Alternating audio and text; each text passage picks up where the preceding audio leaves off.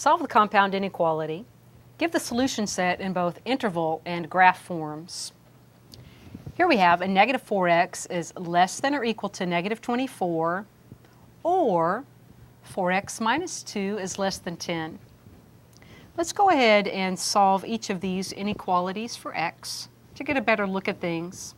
So in this first one, divide both sides by negative 4. Remember, as you do that, to switch the direction of that inequality symbol. Negative 4x over negative 4 gives x. Negative 24 over negative 4 is a positive 6. With our second inequality, solving for x, let's begin that by adding 2 to both sides so that we have 4x is less than 12. Now divide both sides by a positive 4.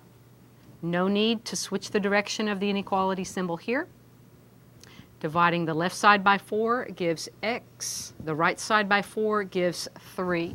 And remember that this is an or word separating these two. So our solution includes all values for x that satisfy x is greater than or equal to 6 or x is less than 3. Now, these two sets don't overlap. So let's describe them using interval notation as, starting with this one, all values that are less than 3, that's negative infinity, up to 3, not included. That or word, we can use a union to describe. Now our second group, all values that are greater than or equal to 6. We start with the 6 in a bracket showing inclusion up toward positive infinity. Lastly, let's go ahead and graph this solution as well. I want to locate the numbers 3 and 6 on this number line graph. Let's start at 0. 1, 2, 3, 4, 5, 6. Now, values from negative infinity up to 3. We use the same notation, that is a parenthesis at 3,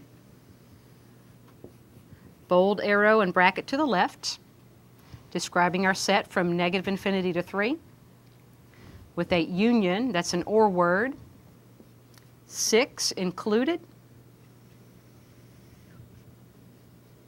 in the direction of positive infinity.